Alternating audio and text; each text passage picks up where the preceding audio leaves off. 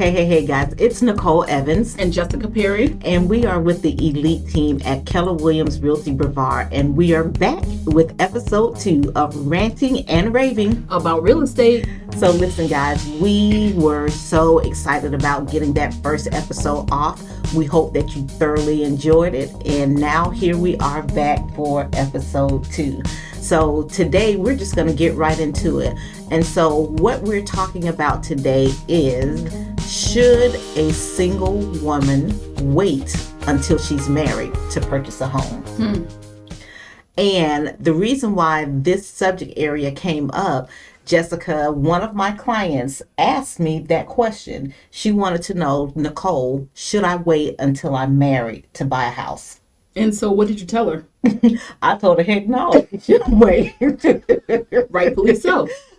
I actually did. I said, the proper way to, say it would be, well, what are your thoughts on that? But if I'm being honest, I actually said, heck no, I don't think that you should wait. But then I had to back up and ask her what was her reason for thinking or wanting to wait until she was married to actually purchase a home.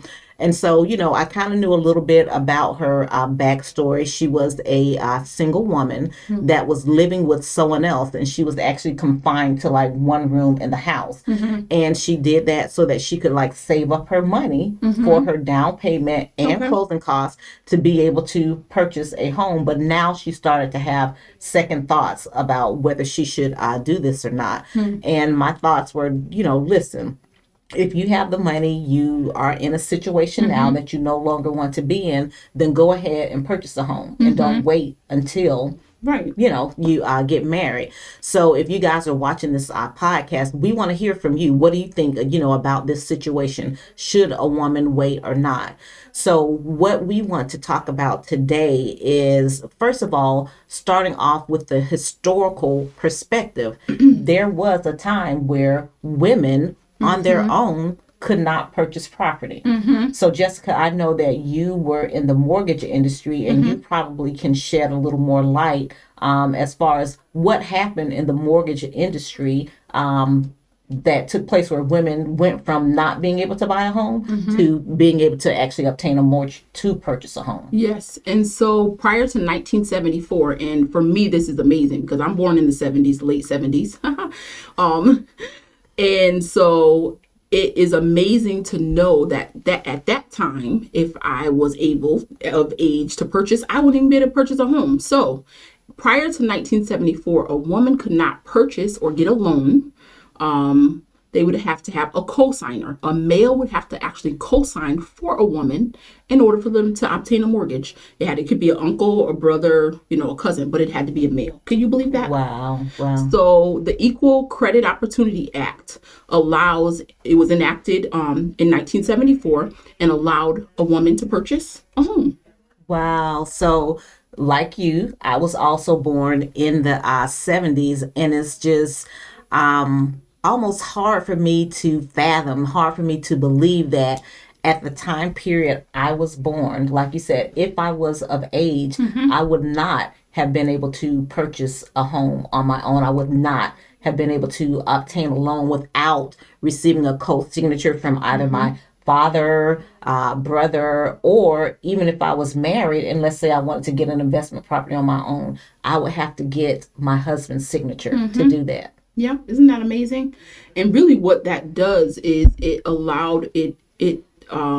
limited women's financial independence, right? And so now we have a time where in order for a woman to, like you said, get an investment property or purchase a home or even think about doing something like this, they had to have some support from a man. Wow. So right now we are actually empowered to be able to obtain a mortgage on our own. We've been financially empowered because women are now able to go out, have jobs, make money and do all of these different things, where there was a time period not so long ago when this was not even possible. So hence my response to the young lady, and I'm just being honest, I told her, heck no, you should wait. And so I just feel that, if a woman has the financial ability and the timing is right for her to do it, then Do it. she should. Absolutely. So let's take another look. So we've looked at the historical perspective of this. So what are some reasons that women should go ahead and buy a home and not wait until they get married? So if it's okay, I'll just kind of start off with some of the things that I was thinking about. So as we all know, real estate has a history of what? Increasing in value. So if you were to purchase a home now versus waiting 5 years later, that home today, 5 years from now, is going to be a lot more expensive. So what does that mean? If you purchase a home now as a single woman, that is going to allow you to build up equity in that particular home. So if you're able to purchase a home now, you have the financial ability to do it, your credit is straight, then go ahead and start building that equity in your home, because as you're building that equity in that home, guess what else you're doing? You're building your wealth. Absolutely. And so equity, just to let everyone know what equity is, right? Equity is the difference between the value of a home and then what you owe. The difference is called equity. And so as you are building equity and you have equity in your home, you can pay down cars, you can pay down debt, you could buy other property. I mean, there's so many opportunities that equity will allow if you have access to it. So building equity is absolutely, number one. I would also say, you talked about the real estate rising and the prices rising. You actually could create some generational wealth, because you can buy some businesses, you can purchase. There's all kinds of things that you can do with those monies that you have. Right, exactly. And so not only do we talk about the potential of the price of housing rising, you also have to look at interest rates as well too. So a lot of times we have people that say, well, I don't want to buy a house right now. I want to wait for the interest rates to drop. So I have this slogan that I've said, and it's in the real estate industry: marry the house, date the rate. There it is. And, it's a perfect opportunity to use that slogan, because when the interest rates are lower, you may not find the same opportunities, right, in these houses. There may be a perfect house that you want when the interest rate is high. But guess what? If you could, and if your finances allow it, purchase a house, refinance it. There's other ways to do it, right? So I'm not always with the whole thing of, waiting. And personally, I would say, you wait for that right opportunity. And if it's something that you can afford, that you're financially stable to do, why wait? Exactly. And another, you brought up a famous saying in the real estate industry about date. How does it go? Marry the house, date the rate. Marry the house, date the rate. And so another saying is, don't wait to buy real estate. Buy real estate and wait. Did you catch it? I caught it. I'm going to run it by one more time for the people in the back. Right. For the people in the back. Don't wait to buy real estate. Buy real estate and wait. And why do I say that? Because you can buy real estate, and like I said earlier, the equity is building up, it's building up, it's building up. But if you wait, then guess what? You're not building any equity. Absolutely. You're not building any wealth. But guess what? Sometimes for a single woman, the timing may not be right. So there is not a one answer that fits every situation. Right. So what are some reasons that you may say that the timing may not be right for a single woman to buy a house? So in some cases, maybe you are, again, financially not ready. It could be that you don't want to manage the maintenance aspect of the home, or you're not ready to do that. That could be just a couple. But, I think there's ways to mitigate those, and there's solutions to those. So to be honest with you, I'm not for waiting. They go buy the house, but those are a couple things that could hinder maybe a person. Yeah, And I understand it because I'm a single person. I came here from Connecticut 10 years ago with my children, and it's like, okay, who do I get to fix this, and who do I get to fix that? What do I do if I need help with my roof or whatever the case may be? So I can understand that being a little constraint. So you brought up some very good points.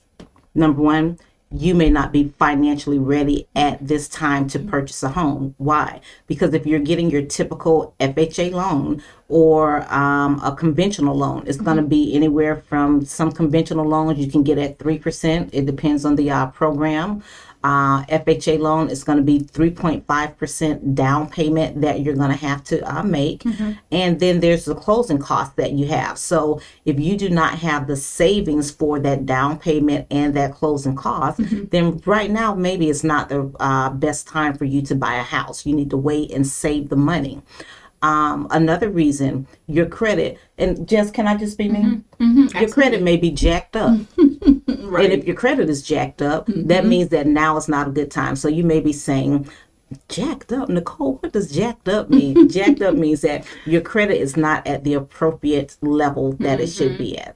And, in some cases, some mortgage companies will allow you to, get a house at 580. But we know that if you get a house or purchase a house at a lower credit rate, then your interest rates are going to be higher. Yes, very much higher. And that is a very good point. And another good point that you brought up, Jessica, is you may not be ready to handle the maintenance of a home. So when we talk about the maintenance of a home, there are different things that could go wrong with a house where you're going to be responsible for getting those items fixed. It's no more calling the landlord and having the landlord to fix those items. If the roof needs to be replaced, guess what? That's going to be about 20 grand and up that it's going to cost to get your roof replaced. If there are things that need to be done with the lawn, that could be another expense. Are you going to hire someone to do your lawn maintenance, or are you going to get out there on your own in this hot Florida heat? Oh, yes. Okay. And push the lawnmower yourself. So these are all things that you need to take into consideration as far as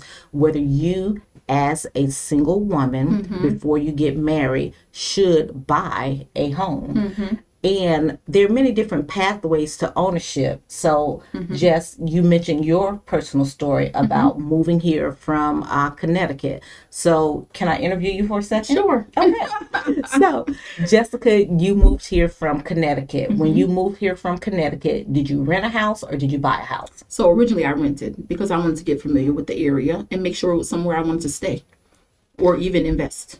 So there it is. So that's another good thing. So sometimes it may not be right for you to buy a house as a single woman because you're just now moving to the area, learning your, way. Or it could be a thing of if you know that you're relocating here for a job and that you're only going to be here for 3 years, you may not want to purchase because you know that you're only going to be here temporarily. Right. But one thing that I would like to bring out, if you don't mind, on your behalf, you took a non-traditional way to home ownership.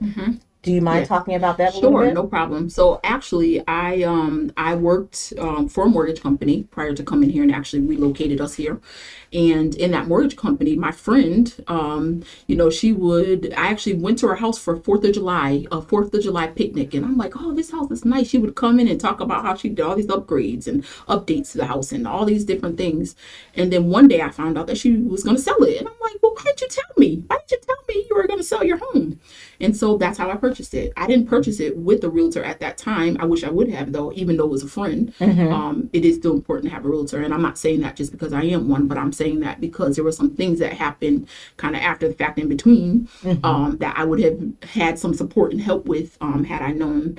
But yeah, that's how I purchased it. I purchased it through a friend. Wow. So how long as a single woman have you owned your home? So I purchased the house in 2017. In 2017. So we're now in 2024. So that is 7 years. Yes. All right. Yeah. So how much equity would you say that you've built up in your home?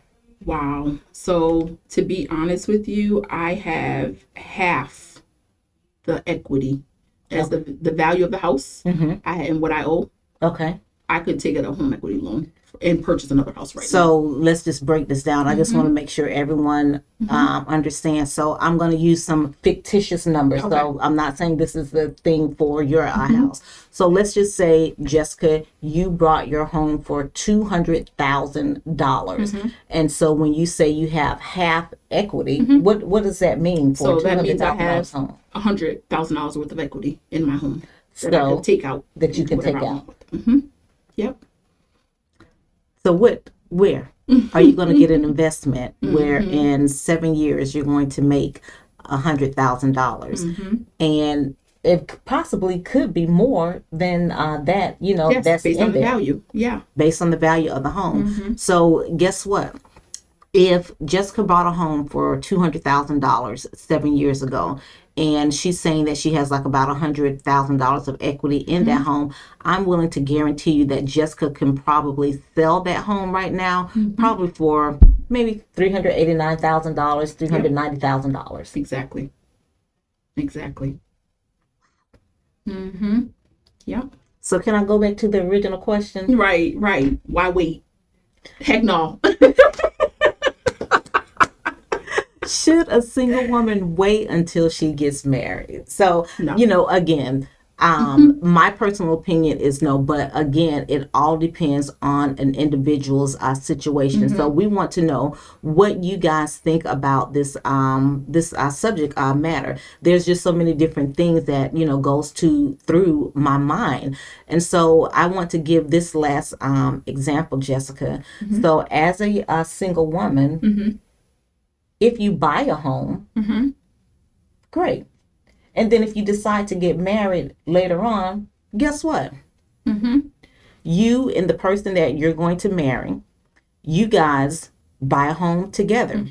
And guess what? That property that you bought as a single woman, you can either use that as an investment property, use it as a rental property where you're getting income and you're making money from that, or you could decide to take equity out of that to help with the purchase of the home that you and your husband are going to buy together, or you can just totally sell that home and also use a portion of that to finance the home that you and your husband are going to buy together, and then put the rest of that in the bank to do whatever it is that you want to do with it.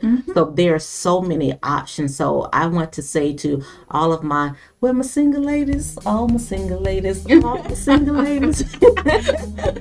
if you have the financial ability to buy a home right now, don't hesitate. Go ahead and do it. Why? Because there was a period in time not so long ago where that option would not have been available to you. So Jessica, are there any closing comments that you want to make on this subject area that we covered today? Nope, I think we covered it all. But you know what? If you are interested in purchasing, guess what? The lead team, that's what we're here for. We have the experience. We have personal experience in this as well as just real estate experience. And so, we're here for you. We are definitely here from you. So remember, hey, if you want it sold, call Nicole. And get results, get Jessica Ty. So again, we're with the elite team at Keller Williams Realty Brevard. If you have any other subject areas that you would like to hear us cover on our real estate podcast, where we are ranting and raving about real estate, we ask that you drop us a DM, give us a call. We want to be able to provide insightful information to you. It may not be your typical podcast, and we're going to come to you just as authentic as we are. Absolutely. So again, guys, we appreciate you. Peace, and we look forward to seeing you in the next episode.